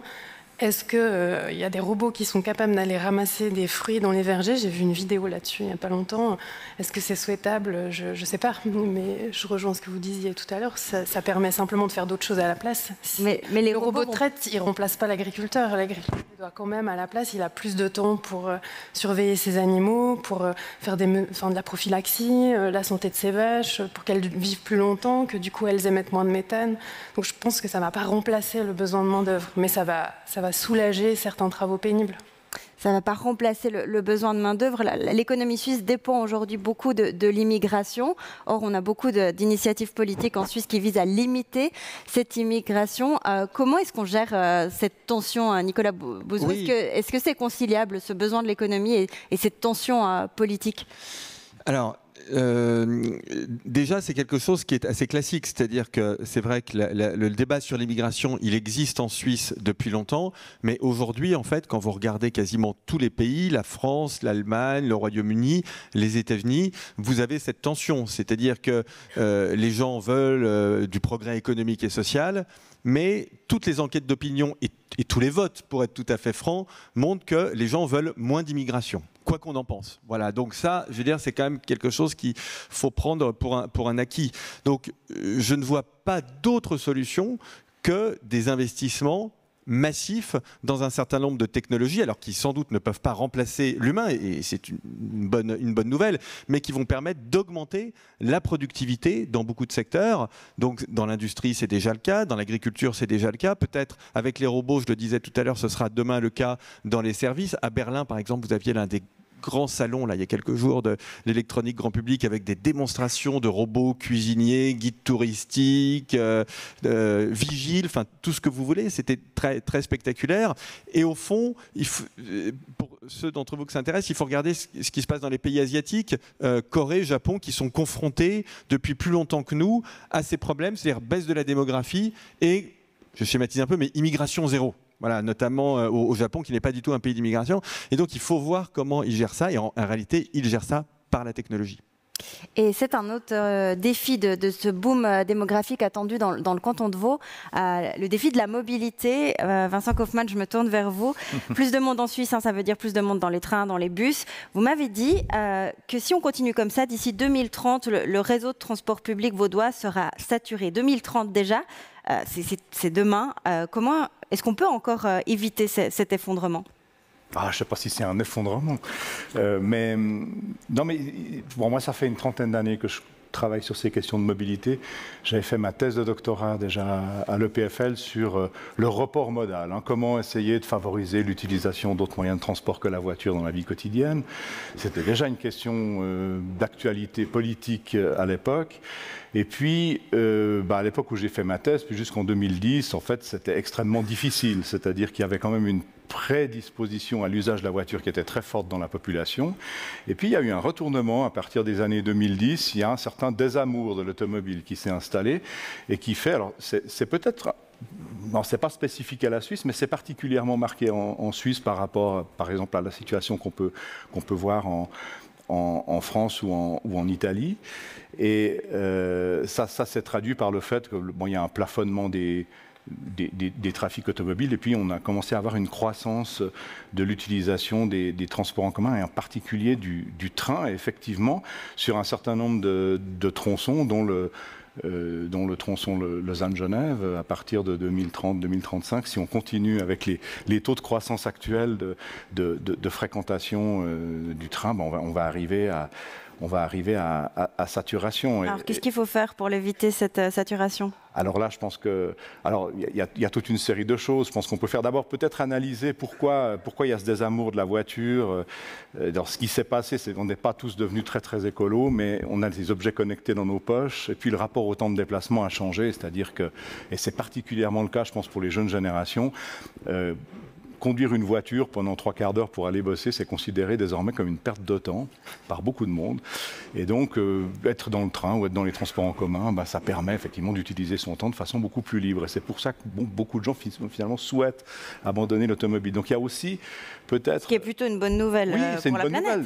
C'est un défi logistique. Voilà, c'est un défi logistique. Donc je pense que ça nécessite effectivement qu'on en prenne la mesure. Le monde change beaucoup, il change vite, hein, on l'a beaucoup relevé. Voilà, ça nécessite sans doute des investissements dans certains tronçons ferroviaires. Je pense qu'il y a une demande quand même qui est très forte de la part des cantons de Vaud et de Genève pour créer une nouvelle ligne Lausanne-Genève, pour d'autres raisons aussi, parce qu'on se souvient tous de l'histoire du trou de Tolochna il y a 2-3 ans. Hein, voilà. Bon, donc je pense que c'est effectivement d'avoir ce type d'investissement, et puis peut-être aussi jouer davantage avec un certain nombre de technologies, c'est-à-dire qu'on a actuellement dans le canton de Vaud à peu près entre 35 et 40% de la population active qui télétravaille peu ou prou, ce qui est quand même beaucoup. Le problème, c'est que tout le monde télétravaille les mêmes jours. Et donc, on a des hyper-pointes de trafic le mardi et le jeudi, parce que c'est les jours où on ne télétravaille pas. Donc là, il y a peut-être des enjeux d'organisation. Ouais. Moi, je pense que le message à avoir sur les questions de mobilité, c'est de mettre au service les technologies, l'intelligence collective, au service de la résolution des problèmes sociétaux qui se posent à ce niveau-là. Et donc, de travailler aussi cette question des temporalités. D'ailleurs, rapidement, Vincent Kaufmann, vous formez aujourd'hui les élèves qui penseront la mobilité de demain. Ça vous rend plutôt optimiste ou pessimiste? Mais en vous écoutant, je pensais à mes étudiants, parce que bon, voilà, quand on enseigne les cours d'auditoire, je vous donne cours d'auditoire de 2e année sur la mobilité à l'EPFL. Vous vous retrouvez dans un auditoire qui est plus petit que celui d'aujourd'hui, mais il faut essayer de créer d'emblée une relation avec son public. Donc moi, je pose toujours une question. Ces dernières années, je pose cette question de dire, voilà, vous êtes futur ingénieur, vous allez vous spécialiser dans les questions de mobilité pour certains d'entre vous. Est-ce que vous pensez qu'en 2050 ou en 2060, on aura résolu un certain nombre de problèmes de mobilité et de transport qui se posent aujourd'hui? Alors, on a ces systèmes, là, on peut les faire voter, ils cliquent, et puis le résultat apparaît sur un grand écran. En général, on a une très grande majorité des étudiants qui disent non, on n'aura pas résolu les problèmes. Et donc je les engueule, et je leur dis, mais qu'est-ce que vous faites là? Mais allez faire autre chose. Vous êtes en train de me dire que vous êtes incompétent, ou que vous le serez à l'avenir. Donc soyons sérieux, etc. Bon, donc ça permet de créer la relation, ça crée un dialogue, ça permet de commencer un petit peu à dialoguer, puis ça lance le cours. Ce qui est intéressant, c'est ce qu'il y a là derrière. Oui. L'intelligence artificielle vous coupe la parole, elle aimerait dire quelque chose. Monsieur Kaufmann, pour éviter ce télétravail uniquement certains jours de la semaine, ne devrait-on pas le généraliser complètement? Qu'est-ce que vous répondez? Non, alors je pense que c'est très important pour aussi pour la productivité, hein, qu'on se retrouve au bureau, pour qu'on se sente. Il y a des gros débats d'ailleurs. Je pense que vous les connaissez sans doute mieux que moi, hein, à ce propos-là. C'est-à-dire que quand tout le monde est en télétravail, la productivité diminue, on échange beaucoup moins. Donc je pense que c'est un équilibre à trouver. C'est effectivement un équilibre à trouver. Mais je reviens peut-être à la question, si vous permettez. Oui, rapidement, parce qu'il y a plein de thèmes à aborder dans cette... Ce qui est intéressant, si je reviens à mes histoires d'étudiants, c'est pourquoi finalement ils sont pessimistes sur l'avenir. Et je crois que ce qu'il y a là derrière, c'est le fait qu'ils ont le sentiment que il est très difficile d'implémenter des solutions technologiques qui permettraient de résoudre les problèmes en question, et donc ils se heurtent finalement à la complexité du monde contemporain. Et je pense que ça renvoie, on a beaucoup parlé de formation, il faut qu'on les forme différemment, il faut qu'on rende nos étudiants plus réflexifs, qu'ils aient peut-être des capacités d'analyse stratégique qui soient plus fortes, notamment, là je pense en particulier aux ingénieurs, pour pouvoir imaginer finalement des solutions qui soient effectivement réalisables compte tenu de l'univers de contraintes dans lequel il se trouve. Voilà, je m'arrête. Merci, Monsieur Kaufmann. On va peut-être passer à un autre défi qui nous attend pour 2050, celui de la souveraineté alimentaire. Je me tourne vers vous, Jarabo, du côté de l'agriculture. Le défi, ce sera de nourrir d'ici 2050 plus de 10 millions de personnes en Suisse. Aujourd'hui, 1 calorie sur 2 est produite à l'étranger. Les pâtes que l'on mange ne sont pas produites ici, par exemple. Est-ce qu'il faut maintenir ce taux d'approvisionnement à 50% ou l'augmenter ? Alors, je crois que je laisse aux politiciens de débattre de est-ce que c'est vraiment différent d'être à 45% d'auto-approvisionnement ou 55% en termes de dépendance aux importations. Moi, ce qui m'intéresse, c'est déjà comment est calculé ce chiffre. C'est des calories, donc on peut facilement l'augmenter en produisant beaucoup plus de sucre pour mettre dans des sodas, par exemple, qui passait à 60% d'auto-approvisionnement. Moi, ce qui m'intéresse, c'est est-ce que ce qui est déjà produit sur le territoire, est-ce que l'agriculteur, quand il le produit, il peut avoir une marge suffisante pour se rémunérer ?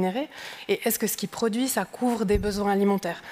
Produire du sucre pour des sodas, je ne sais pas si c'est aussi intéressant que finalement... Il faudrait planter quoi, en fait, à la place des betteraves pour le sucre ? Alors, je n'ai pas la boule de cristal, mais je pense qu'il faut dès maintenant réfléchir à quel sera notre contexte avec ce changement climatique qui est déjà là, très prégnant pour l'agriculture. La bonne nouvelle, c'est que peut-être ce blé qui pousse de l'autre côté des Alpes, on pourra peut-être le cultiver aussi ici et faire plaisir aux enfants qui aiment manger des pâtes. Mais on devra aussi leur apprendre à manger des lentilles, par exemple, et ne pas oublier qu'on est un pays d'herbage. Donc, il faudra continuer à pouvoir produire des denrées alimentaires plutôt issues de l'élevage, du lait, des protéines animales, parce que c'est ce qu'on a de possible sur notre territoire.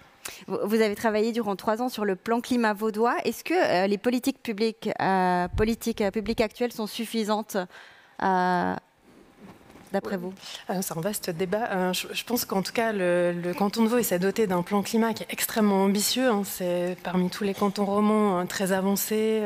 C'est des investissements qui sont conséquents et je trouve que c'est une bonne chose parce que ça va permettre justement de faire ces adaptations. Par contre, les politiques publiques, pour moi, elles ne peuvent pas tout résoudre. On doit beaucoup accélérer, ça a été dit ce matin, ce qu'on fait, par exemple, nous, de mieux travailler, public-privé, pour résoudre tous ces défis. Une politique publique, elle ne suffira jamais.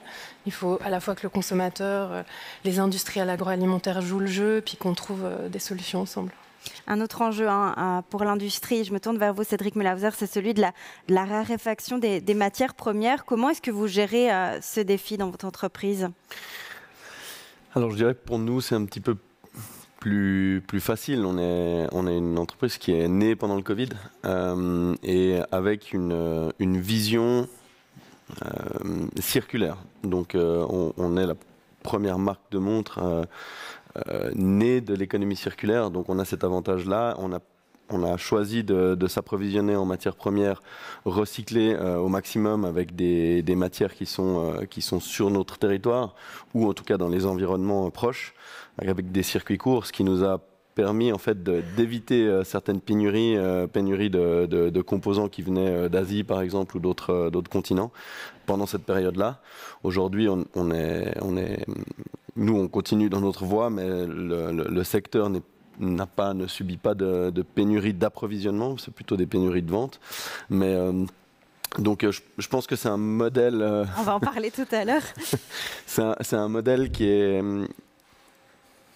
important et qui doit être pris en considération. C'est pas une question de protectionnisme ou comme ça, c'est une question de raison, de consommer des choses qui sont faites localement, éviter des transports de marchandises, que ce soit au niveau des denrées alimentaires, qui est quelque chose qui est un débat beaucoup plus important et nécessaire pour l'être humain que des produits de luxe, mais à tous les niveaux, je pense que si chaque industrie a cette vision-là, on va réussir à optimiser, à améliorer nos industries, à devenir plus concurrentielles.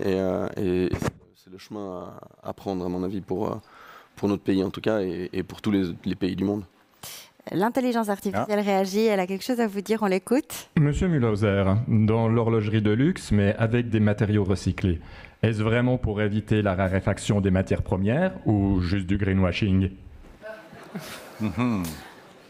C'est une bonne question. J'aime bien aborder ce sujet parce que on est dans une transition écologique et le greenwashing fait partie de la transition écologique. Pourquoi ?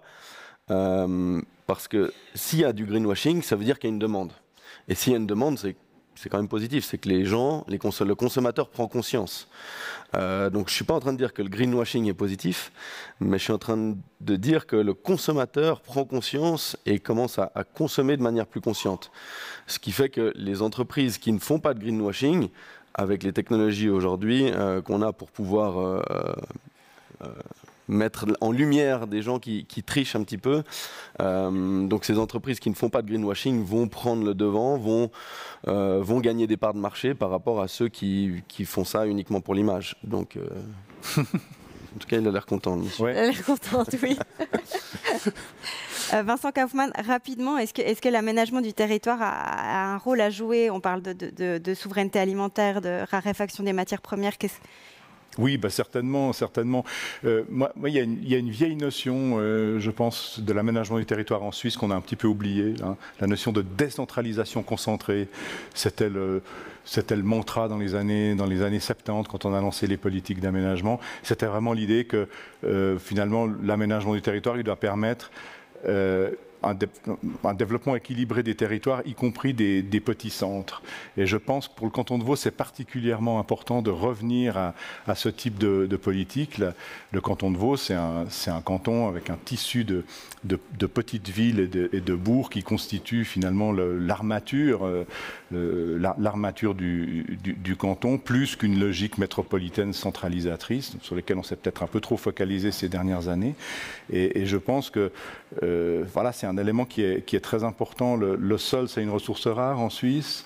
Mener des politiques où on arrive à la fois à concentrer, où on arrive à concentrer l'urbanisation de façon décentralisée dans le territoire, moi, ça me paraît être quelque chose d'extrêmement important dans un contexte où on le voit, on va devoir accueillir sans doute plus de monde dans le canton.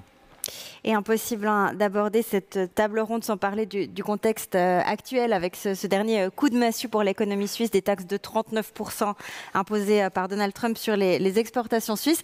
Nicolas Bouzou, ça fait un moment qu'on ne vous a plus entendu. J'aimerais bien vous entendre sur cette question parce que la Suisse, elle se retrouve avec des taxes de 39% contre 15% pour l'Union européenne. Comment est-ce que vous expliquez qu'on ait été puni de cette façon par rapport à vous? Alors, déjà, ce n'est pas de la faute de la Suisse et je ne veux pas intervenir dans vos débats politiques, mais c'est certainement pas la faute de la présidente. Hein.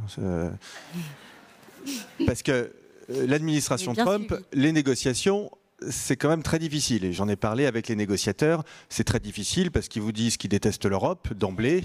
Donc la Suisse, on est aux États-Unis. Pour l'administration Trump, on ne fait pas beaucoup dans les détails. Hein. Donc la Suisse fait partie de l'Europe, bien évidemment. Donc ils détestent l'Europe. Deuxième argument, ils ne comprennent pas pourquoi il n'y a pas de pick-up américain dans les rues de Lausanne. Bon. Ou d'Aurillac, hein. Enfin, c'est pareil pour la France. Troisième argument, alors j'imagine que c'est pareil pour les montres, hein, d'ailleurs. Hein. Pourquoi il y a des montres suisses aux États-Unis, pourquoi il n'y a pas de montres américaines portées par des Suisses, c'est quelque chose qui semble complètement navrant du point de vue américain. Et puis la troisième chose, c'est qu'ils sont persuadés qu'un certain nombre de nos impôts indirects, c'est le cas de la TVA par exemple en France, doit être considéré comme un droit de douane.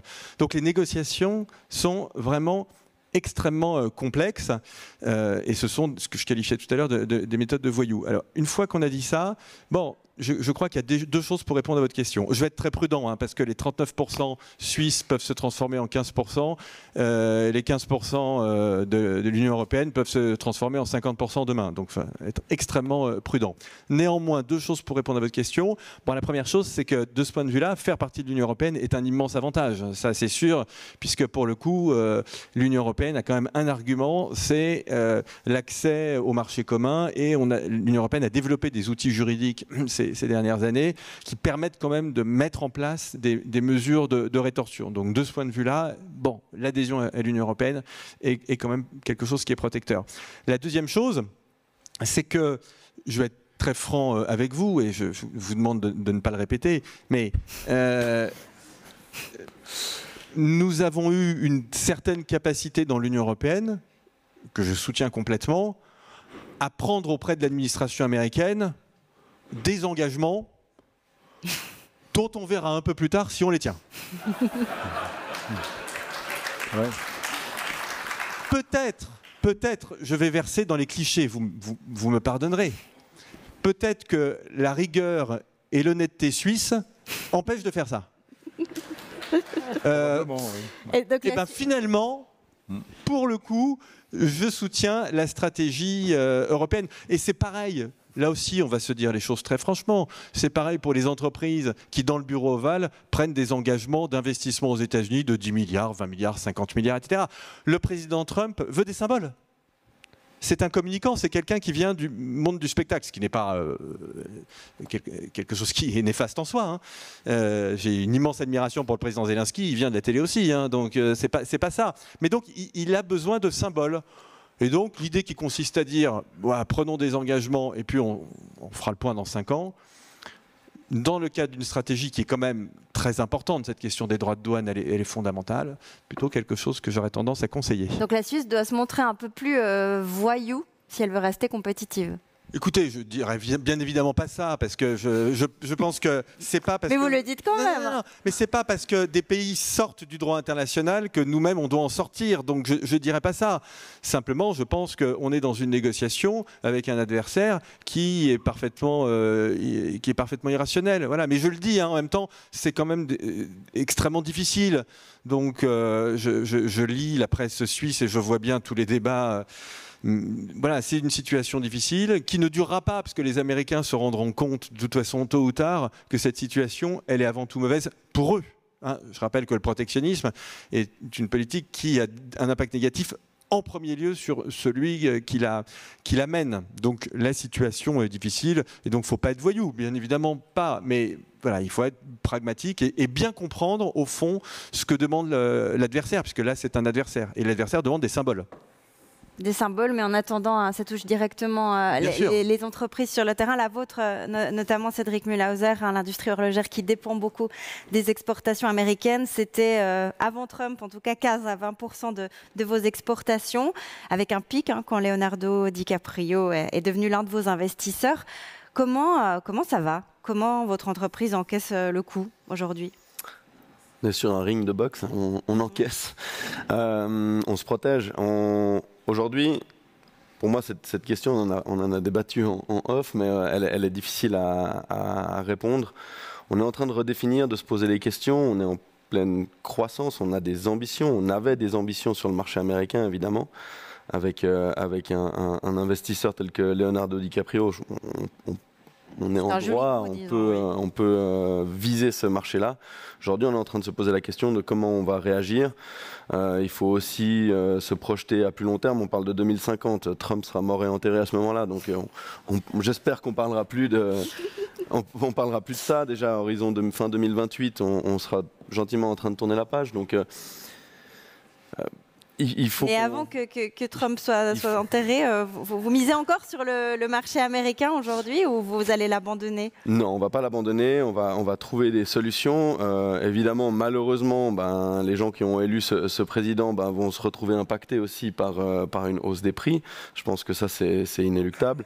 On va trouver des solutions. Peut-être que la croissance pour nous qui sommes une petite maison ou que le chiffre vont pas continuer d'augmenter ces prochaines années, mais le but c'est en tout cas de les stabiliser et puis de rester là, de faire le dos rond et comme sur un ring de boxe, d'encaisser 1 ou 2 coups pour pouvoir revenir à la prochaine reprise. Faire le dos rond, l'agriculture aussi est touchée, on imagine, au Djarabo. À quel point est-ce qu'elle est impactée par ces taxes de 39%? Alors je pense que l'agriculture suisse, elle est plus impactée par les accords avec l'Amérique du Sud, mais aujourd'hui, ce marché américain, c'est quand même assez peu de produits qui sont exportés vers ce marché-là. En gros, ça représente à peu près 100 millions de kilos de lait qui sont exportés aux États-Unis sous forme de chocolat et de fromage. On n'est pas dans le cas d'un produit de luxe aussi cher, donc aujourd'hui je crois qu'on ne sait pas franchement comment est-ce que le consommateur américain qui a acheté un morceau de gruyère va réagir. C'est déjà un produit alimentaire un peu de luxe là-bas, est-ce que la population qui l'achète va changer? Par contre, on voit qu'il y a une réactivité très importante de la part de la profession. Si on reste sur l'exemple du gruyère, l'IPG, enfin l'interprofession du gruyère, a déjà décidé de réduire de 5% sa production pour protéger le prix aux agriculteurs. Il y a une réactivité forte. L'agriculture, c'est pas une mine de charbon, quoi. On peut aussi régler ce qui est produit en fonction de la demande. Donc, je crois qu'aujourd'hui, il ne faut pas s'affoler concernant cette décision américaine-là pour l'agriculture. Vous êtes confiante, donc l'intelligence artificielle a réagi. Monsieur Bouzou, vu de la France et dans ce contexte international compliqué, la Suisse, c'était pas mieux avant? Ah. Non. Non, bien sûr que non. Non, vous savez, je ne veux pas parler de la France quand je suis à l'étranger parce que c'est très pénible, mais le grand sujet qui... peut être très pénible pour vous, hein, pas pour moi. Hein, moi, j'adore mon pays. Qui est un pays plein de ressources et plein de surprises. La France, c'est le pays du déclin et du rebond. Donc, je suis en réalité très confiant à moyen terme pour l'avenir de la France, qui est un pays qu'il ne faut jamais sous-estimer. C'est une erreur de sous-estimer la France, y compris quand ça va mal, ce qui est le cas aujourd'hui. Non, le problème de la France aujourd'hui, son problème principal, c'est un problème de finances publiques. Et pour vous, ça doit vous sembler un peu baroque, puisque le gros problème que nous avons, c'est que nos parlementaires sont incapables de s'accorder transitoirement pour faire un budget pour l'année prochaine. Voilà. Donc, évidemment, je pense que pour un pays comme la Suisse, ça doit sembler tout à fait baroque, et ça l'est. Et donc, on regarde plutôt la Suisse de ce point de vue-là avec beaucoup d'envie, en se disant finalement la classe politique suisse a un comportement adulte, ce qui n'est pas le cas de la France. Voilà, donc non, je ne pense pas que la Suisse c'était mieux avant. Je pense que la Suisse, c'est un pays, vu de la France, au-delà de cette maturité politique, même si ça n'est peut-être pas la façon dont vous le percevez, mais c'est surtout le pays, pour revenir sur le sujet des droits de douane, des entreprises, et en particulier industrielles, qui mettent une valeur dans leurs produits, qui ont une capacité d'innovation, qui ont, pour parler en économiste, une compétitivité hors prix, pardonnez-moi pour le jargon, mais vous voyez ce que ça veut dire, qui est tout à fait exceptionnelle, et qui est quelque chose vers lequel, en France, il faut qu'on essaie de tendre. Donc non, je ne pense pas du tout que la Suisse, c'était mieux avant.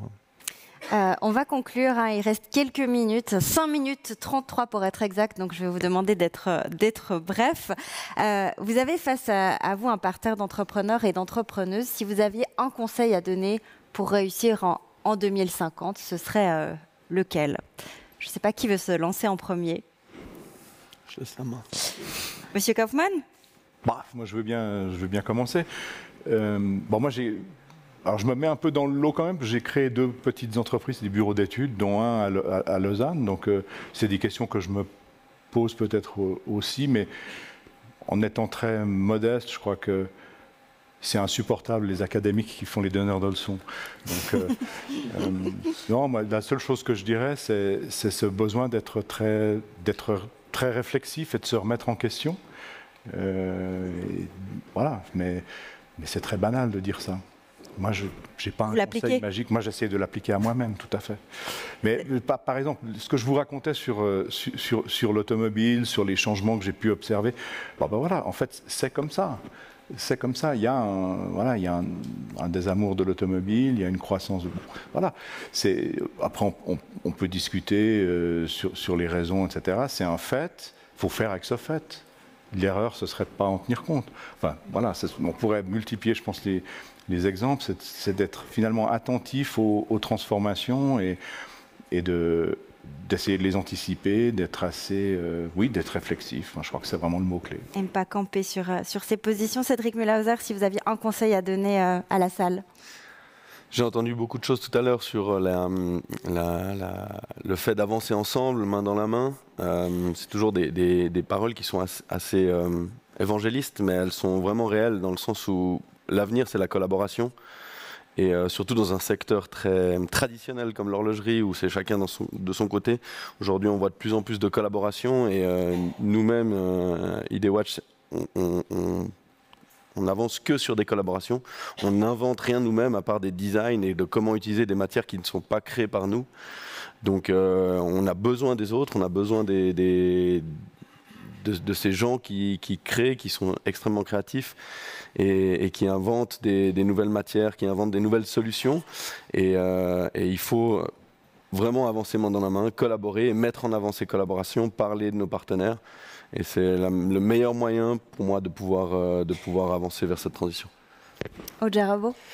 Oui, pareil, je pense que vraiment on parle beaucoup de ce dialogue, cette collaboration. Moi, je le vis en essayant d'accélérer la collaboration avec la recherche, de s'emparer plus rapidement de ces résultats, de ces perspectives.